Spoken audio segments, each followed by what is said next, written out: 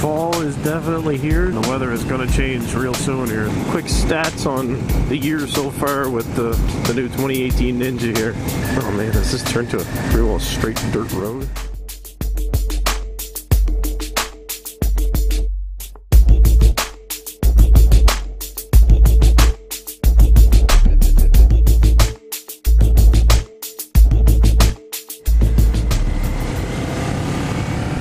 What's up, guys? Seems like it's been forever since I've been on this thing. Fall is definitely here, so I thought it was a good day to get out and explore Albert County and check out the leaves.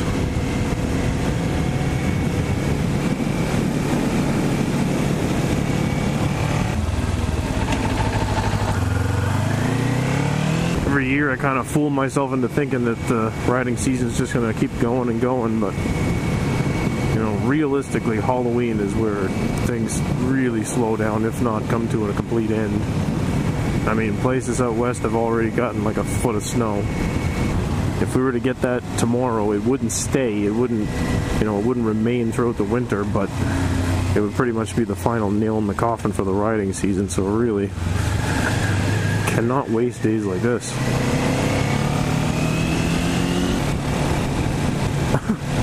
There's a big ass dog in the back of that truck. This is Thanksgiving weekend here in Canada, so it's a long weekend. Monday is a holiday, but I had 1 day vacation left to use up, and who doesn't like a 4-day weekend, right? A little late start to it, but I figured it's better late than never to get out here and do something with it. The only bad part about a ride like this is we're really heading out into some roads that were probably more suited for my KLX than this thing. Even though this thing will still be a little bit more comfortable than doing it on my ZX-10. Just gotta go a little bit slower. Try not to fall inside any giant ruts. I've also been sick as a dog for the last week. That doesn't help anything, but again, the weather is going to change real soon here, so just can't waste the day. Just made our first turn off the more beaten path. It's only going to go downhill from here.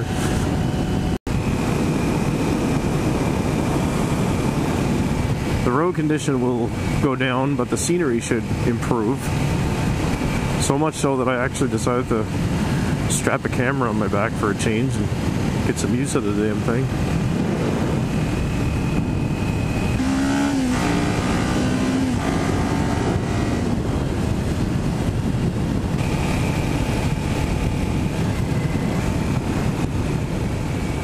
Go check out the river here on the Nixon Road. Used to bring the dogs down here to swim quite often.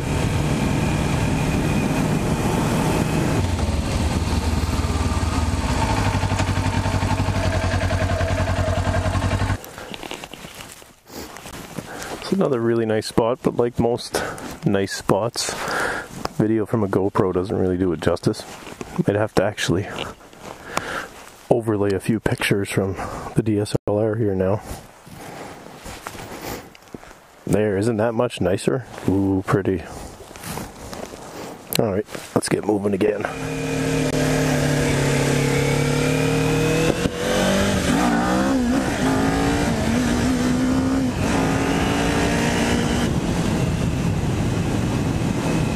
This house here on the corner has like a little miniature farm going on.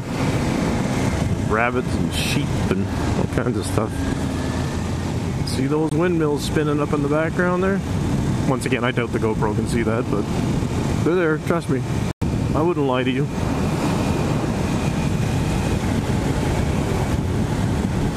It's one of the few rides where I'll just be cruising along and barely even doing the speed limit. Checking out the sights and trying not to bend a rim.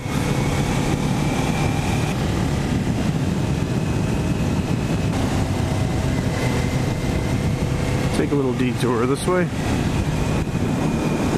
Don't back out in front of me, please. It's another beautiful spot.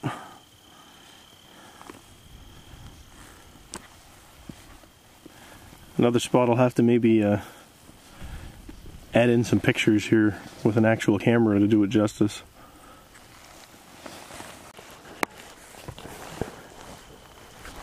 It's crazy, but riding around in this area and seeing these hills, these mountains everywhere, is pretty much what helped make the final decision for me to get a dirt bike.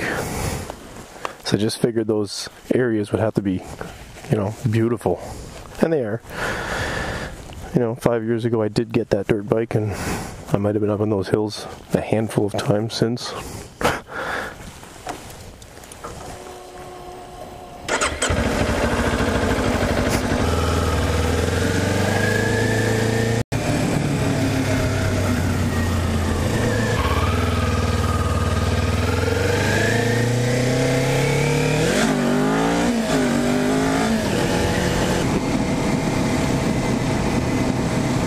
Yeah, seeing these areas definitely makes you want to get up in there. Hard to believe it's been like 12 years that I've been riding in this area.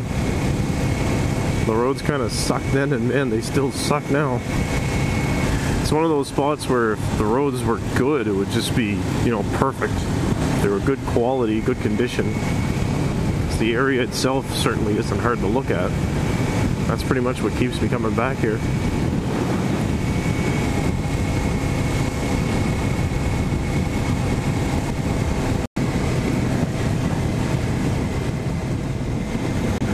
Alright, so how about some quick stats on the year so far with the new 2018 Ninja here. As of right now, we are sitting at 3,549 kilometers. We've had 2 oil changes on it. We've had one done at about 600 kilometers or so that I did, and another done at about 1,200 kilometers. That was the first service done at the dealership for warranty purposes and all that. Besides that, cleaned and lubed the chain. I think I made one very minor adjustment to the chain to tighten it up a little bit. That's it. Been 0 issues, 0 concerns. It's just worked flawlessly. It's been great. A few of the minor issues I read about on some of the 400 forums that people were having, I never experienced any of it. I guess the number one being the gearbox issues. Oh man, has this turned to a pretty well straight dirt road? It's just really, really loose chip seal.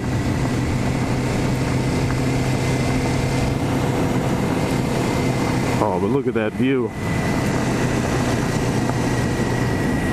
Really loose chip seal is worth it.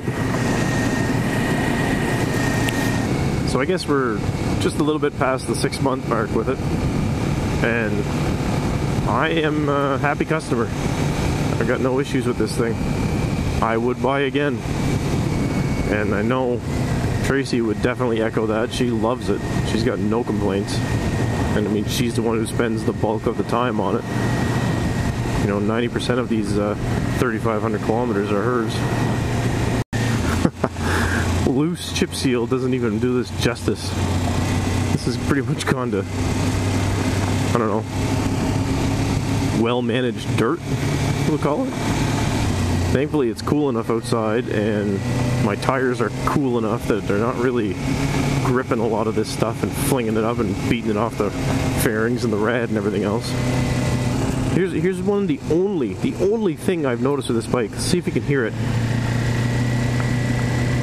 Hear that tick tick tick that almost sounds like it's going with the injectors?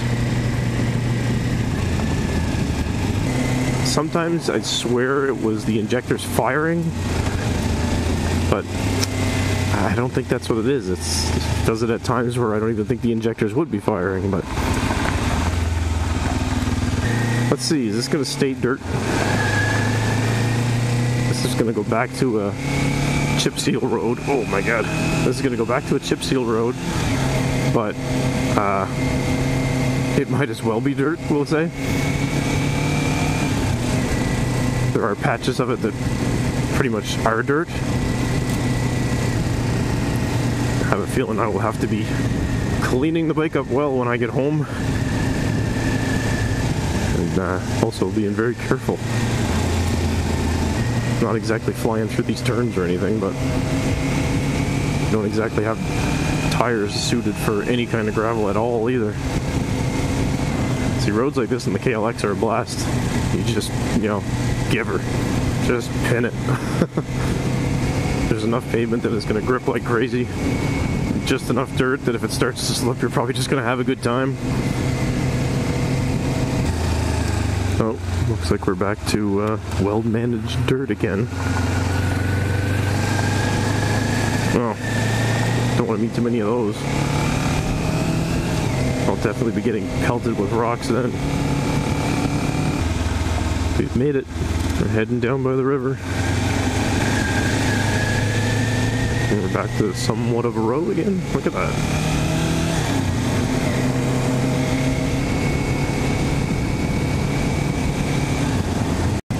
A lot of great little cottages along this river. I'm sure there'll be plenty of people around in them this weekend too. Nice long weekend to go hang out.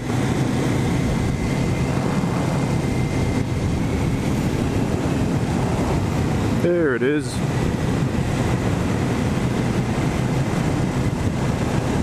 I think there's a couple little spots to pull up next to it here. Keep my eyes peeled.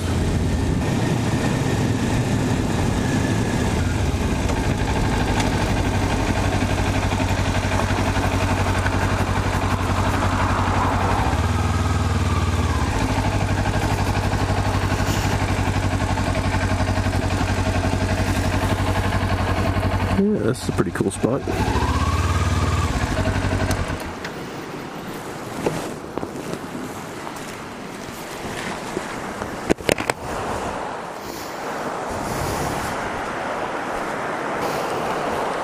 Let's go check this out.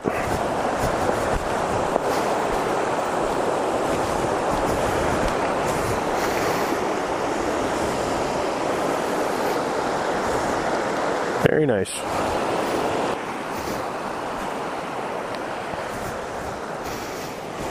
Ooh, and the bike looks all pretty up there.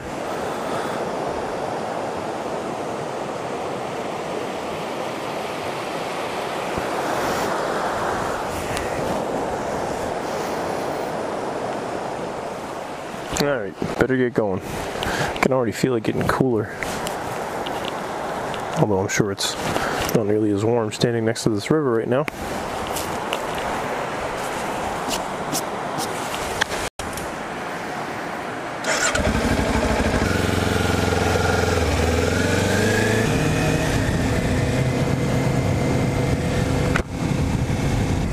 I guess I can think of one thing with this bike that has gone wrong, but technically it is not a problem with the bike. It's the cheap ass charger I put on here. I see it still reads voltage, that's fine, but it will not charge anything. The USB ports don't work. Never actually got a chance to use it to charge anything. Okay, you just stay there.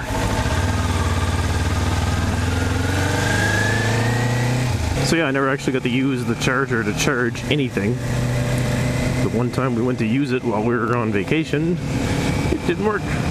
But this is not a Kawasaki charger. Kawasaki charger costs like $90, but I'm assuming it would last a little longer. When you spend like under $5 on Amazon, I guess you get what you pay for sometimes. I'll leave it there for the rest of the season probably, and maybe over the winter I'll grab another one. Maybe a slightly higher quality one. I do like the fact that it has the voltmeter built into it. It's not something I check very often, but it's nice to glance at once in a while and say, hey, the bike is still charging. Really, I should have one of those installed on my ZX-10 because those second generation ZX-10s are notorious for charging system problems, typically burned up stators. Well, the majority of this ride has been spent out of cell range. Once we get in a little closer to civilization here, we'll have to pull over and maybe get a little bit of fuel, check my messages. Tracy was about to go check out an apple orchard with her mother when I was leaving. I think it's great that her mother wants to go do stuff like that with her, because then I don't need to. We still got enough fuel. We'll stick to the back roads. We'll go check out the site of the Paulet River Run. Every year the season kind of kicks off with the Paulet River Run. It's right around that time that it's just getting warm enough to actually get out and ride. It's only fitting, I guess, to take a little cruise by now that the season's winding down. All the grass and everything growing up in the fields, you'd never know what went on here just a few short months ago. That whole field is usually just covered in mud.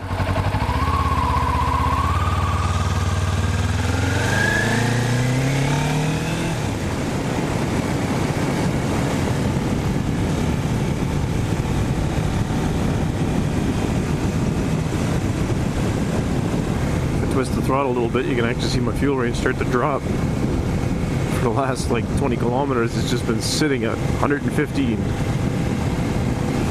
It's starting to get a little cold. I think our high today was supposed to be like 12 degrees, and I don't even know if we reached it. I think that means it is time to go home. So I guess that's going to do it for this one, guys.